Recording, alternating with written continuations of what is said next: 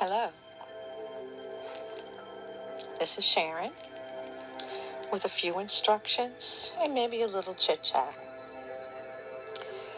I plan on going live doing a Reiki session, a long-distance Reiki.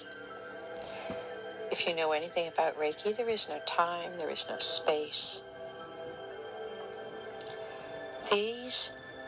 This live could be looked at repeatedly throughout the next couple of weeks and should still have the same effectiveness. 24 to 48 hours before a Reiki, try to eliminate or greatly reduce the following: alcohol, meat, like beef and pork, fowl, chicken, turkey, fish, smoking, outside stimulation such as TV, radios, computers, newspapers, and tasks that deplete your energy. You want your energy at an optimum.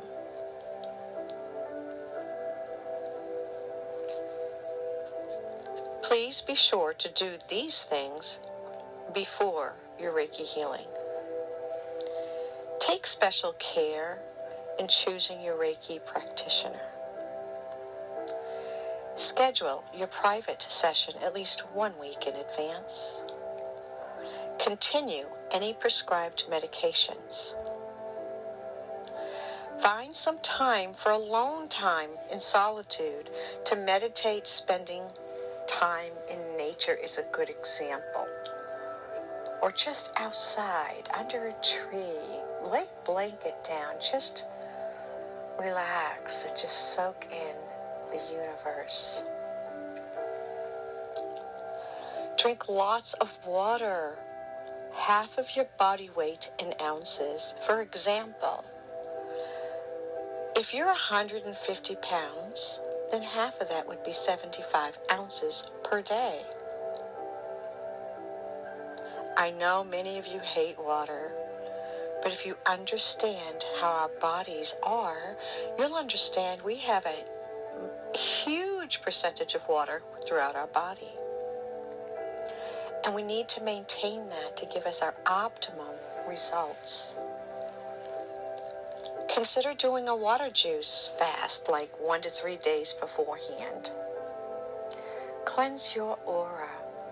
Go into a meditation with silence and joy. Look up those high vibrational activities that I've posted. Joy, laughter, watch some comedies, listen to some good, healthy music, dance, smile, be kind.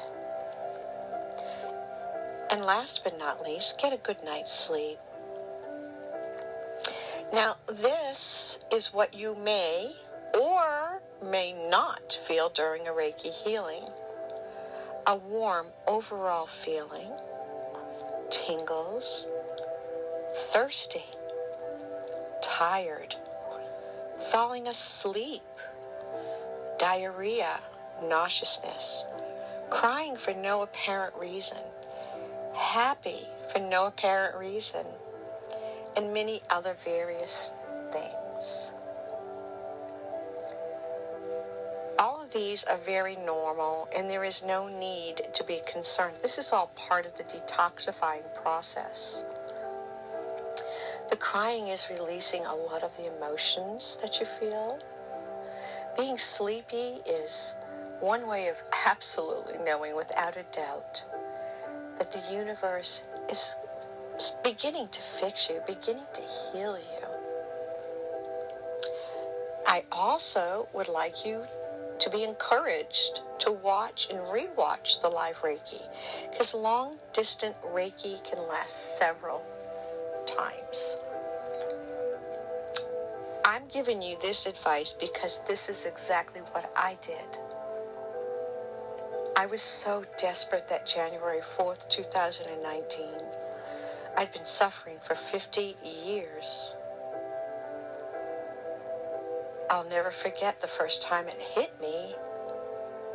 I was going to school. It was after lunch. Walking up the stairs of our school, middle school, to go to my Latin class. And then all of a sudden, I stopped because I couldn't move.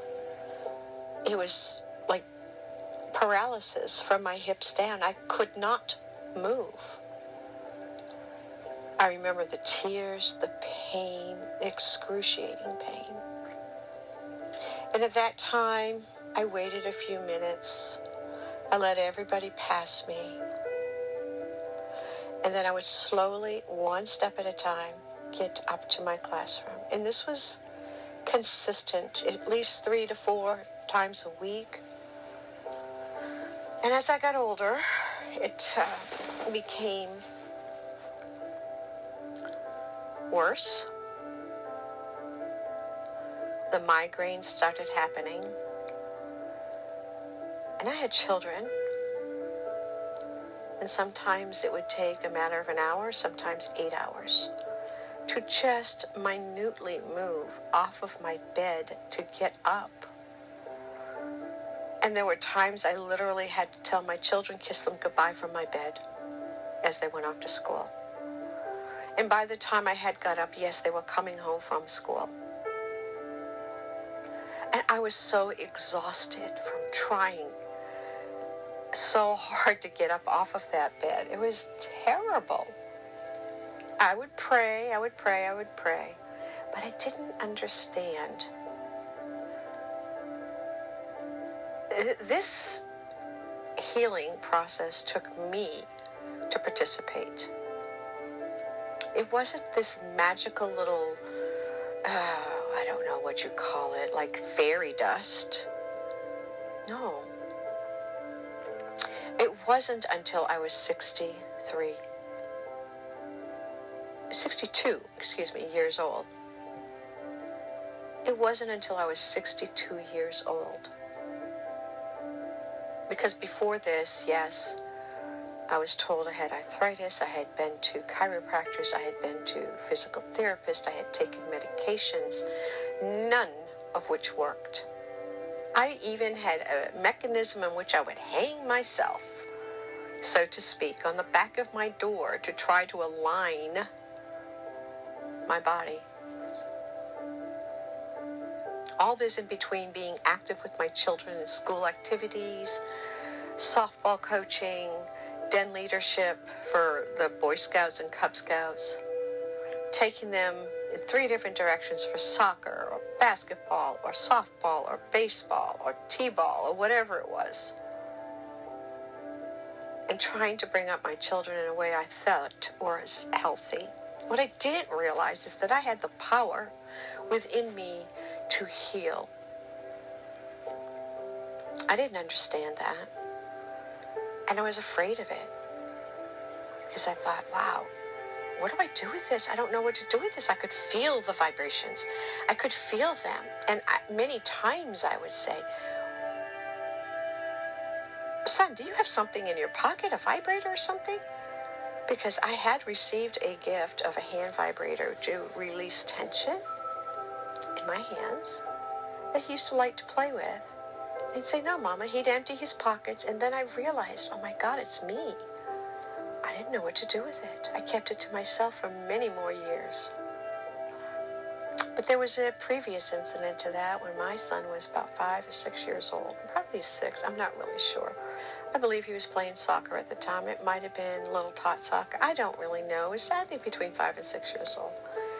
Or maybe it was earlier, but he was diagnosed with some rare disease of which I still don't know what it was to this day. I don't know. I just know that it was so rare, very few people had ever gotten this disease. I didn't know what to do except to go in and pray over him, raise my hands above him.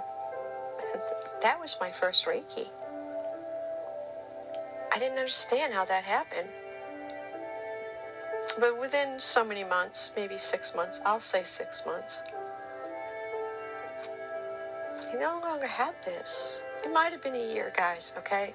Because I don't want to underestimate anything, but in any event, I would do this daily as he was sleeping. I put effort into something. I used a gift that was given to me, even though I didn't quite understand it. I didn't blame anybody. I didn't say, oh, keep him alive for me. No. I just said, I don't know why this has happened, what your plan is. I didn't know.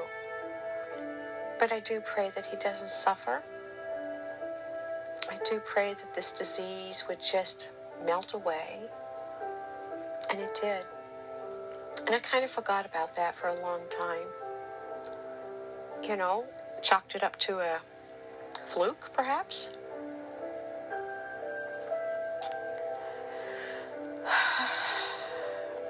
Then I went on, I was still suffering. But in my suffering, I always hoped for better for other people. And then I learned something else. I had this other horrible, I felt like it was horrible. I guess people can call it a gift if they want to. I don't. I considered it kind of awful. When protecting my children, I tried to confront a parent as an adult, saying, this has got to stop. I don't teach my children to hate. And yet every day he's being assaulted, whether it be by words or physicality. And I will never forget, this woman put her hand up to my face as if to say, talk to the hand, and I turned around, I walked away, and literally all I could see in my eyes was red and fire. I didn't understand that. I didn't even give it much thought until the next morning. I did tell my husband about it that evening, and I told him what I saw, and I said, oh gosh, I hope nothing bad happens. The universe responded. There was a fire in that home. Thank God nobody was hurt. But my husband had evidently, he wakes up very early. And he looked out the door because he thought he had seen flashes of fire. And he looked, and you could see this person's house from the back of our home, which was I guess like a block away. And all he said was, oh my God, my wife is a witch. And then he told me about it, and I was shocked. I was so sad that this happened. But again, I didn't own up to it. I didn't understand. Several years later, maybe 3 or 4 years later, I've been in each home, by the way, a number of years. But something else had occurred where there was a group of young children who wouldn't be accountable for breaking a big window, or one of my windows in my home. I was a single mother, man, or I felt like I was a single mother. Even though I had a partner, I began to see that he definitely did participate as the missing parent. But at this time, I was just so hurt and upset because I went to each of the parents and all of them came to the door stating their kid didn't do it. And I remember saying, okay, I believe it was Easter. What else could I do? But this thought, this is how important thoughts are. This thought came across my head, every one of them will pay. And as each person that participated, each young person that participated, and with parents who refused to hold them accountable, things happen in which not just the children, but the parents, I believe that was karma, but I didn't understand it. But I made a conscious decision after that to just relax. Don't allow what other people do to control your mind, your thoughts, anything like that. I always remained, I'm going to call it balanced, for a lack of a better word. But I felt horrible for everything that did happen. It was not a good feeling to see people thrown out in the streets with their furniture in the streets, with their belongings in the street. It was awful. It did not feel good to see a home that was tagged, I guess that's what they call it, in big black letters. It was not comforting to me. It was not comforting to find out that your friend, his child, two of which the children were a part of the situation, one in a vehicle hit the other child. It wasn't serious, thank goodness, but it didn't feel good. And that's the day I decided I can't do this. I cannot. And I didn't anymore. I've always tried to not judge situations, because I find, and maybe you do as well, oftentimes we do not know the whole story. We do not know what else is going on other than what we are told. And if any of us should learn something or should have learned something, we're not always being told all of the facts. So, let's fast forward. I did lots of reading of the Bible and all this and that, and I was very disenlightened. I was very unhappy. I was very sad. I felt like so much of what I thought I believed was really tainted, especially when seeing the actions of human beings. And I remember my whole life thinking that when it came to sticking to a religion and being a member of, I didn't like that. I never felt comfortable around it, ever. Let's move forward again. The pain in my own self, the diabetes, the migraines. Migraines I had gotten rid of maybe 25 years ago. And it was after we had finally found a medication that would work for me, only to have the FDA remove it from the market a month later. I'm just so sad. Like, it's one of those feelings where, like, really? Something that works, they're taking it away. And that was a negative thing. So I had to turn that around and say, well, what can you find naturally? And through my niece, I discovered ginger root, the actual root. Steeping that in hot water, just letting it simmer away, and drinking it several times a day for several months. And I will tell you, and I'm here to tell you, I have not had a single migraine headache. My migraines would be anywhere from 6 to 7 days a week, all day long. Nauseousness, not being able to stand the light. Just horrible, horrible, horrible, horrible feelings. It was awful. I couldn't stand it. That, with the back pain, Then I had a child who'd caused some legal issues. And that just took me to depression. It really did. I ended up getting more medications for anti-anxiety, which, by the way, I never knew I had. I didn't know that I had an arrhythmia in my heart. I didn't know that my blood was not flowing through my body. I didn't know that the amounts of sugar that I was drinking, and we're talking a case of Pepsi a day, was killing me. It was eroding anything good that I had in me from my birth.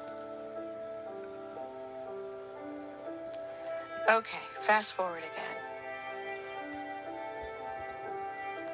I finally, it was about 6 months, 4 months, October, November, December, January, February, 5 months before my son was to return home. I eliminated back pain medication. I had tried the CBD oil, but I got really frustrated because of the wording, which was, oh, it's legal, but it is not. You need to read those fine prints, because I researched the heck out of it. And no, ma'am, no, sir, it is not in every state. Some states, absolutely, but not in every state. Federally, of course, because they don't punish you. It's your locals that do, so remember this. Anyway, I got rid of that. I got rid of the gabapentin. I got rid of the Buspar, I think it is. I got rid of it. I just stopped taking it.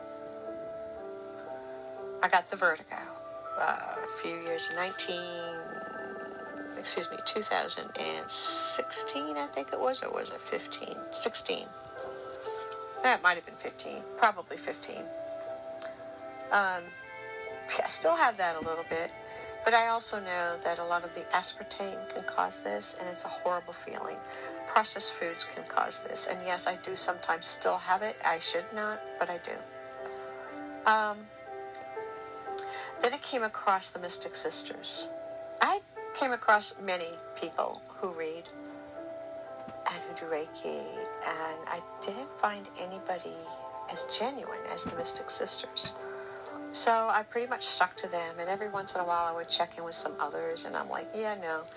Anybody who's ashamed to show themselves, I had a problem with. But these young ladies, there was something so genuine about them. And I just watched. I didn't make judgments. I just watched. And then I began to make judgments. So I am not above any of this, okay? Just so you know.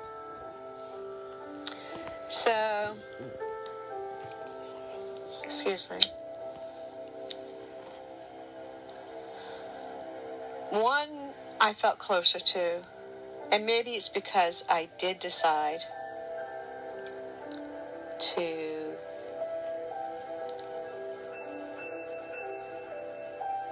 get the Reiki from her, because I was so desperate that January 4th, 2019. I was in so much pain. It was in my face. I could see myself aging, just aging and aging. And I'm like, oh my God, it's the pain. It was the pain. No doubt in my mind. There was no doubt in my mind. And I just said, Sharon, you've got to try it. It's probably one of the few things you've not tried. And so I did. For the first time in all of my adult life and pre-adult life, I was able to jump up out of that bed. Oh my God. I was so grateful, and I still am today, that I can jump up out of my bed. I do not feel like I am 63. I feel like more 28, 30 something. I know that I'm not, but oh my goodness, to have your life back, to have your body back, to be able to get on the ground and get up again. Oh, how many people have witnessed the fact that I had to get on the ground and couldn't get up, or it took me forever because I couldn't move. I was in so much pain. You know, I want this for everybody. I want everybody to know what it's like to be pain-free, to be medication-free. I am now all of that. I no longer take diabetic medications. I no longer take blood pressure medications. I don't take any medications. I don't even take allergy medications. I will let you know this. I do keep a little bit. I do keep the glyburide for sugar, just in case, because you know there's always that once, and I'm not ready to let go of that, and that's my problem. That's not your problem. That's not the problem with Reiki. That's not the problem. It's my problem that I have to work on for me. But what I guess I'm trying to say to you all, through proper diet, drinking water, and exercising, which I do not do, but I did once, and I knew I would once I got to Mexico. I knew it. It has made a huge difference in my life. That I smile more. I'm happier. When I say happier, I am content. I am content. I honestly can't think of any physical ailments that I need to have fixed. Nothing. Well, except for maybe aging. But we all know that that's just part of the cycle, and that's okay. But I want so much for all of you to be opened enough to accept what the universe has to offer, to accept what was meant to be yours to begin with. And it all starts with proper eating, proper thinking, proper gratitude, thanks, proper outlook, without using negativity as a crutch. No, always take whatever it is you have in your life, whether it be good or bad, and be grateful for it. Be grateful. Be grateful that you're alive. Be grateful that you can still think. Be grateful that you're able to breathe, no matter how little, no matter how much help you have with it. Be grateful and work from there.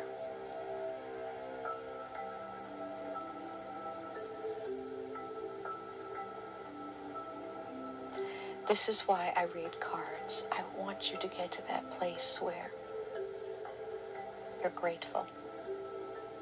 That you begin to ask the universe, you begin to listen, you begin to hear, you begin to look, and you begin to see for yourself so that you can share it with others. I totally believe that what we give to the universe comes back to us. And the more we give, the more that will return to us. That's karma. The more love we share, the better the world will be.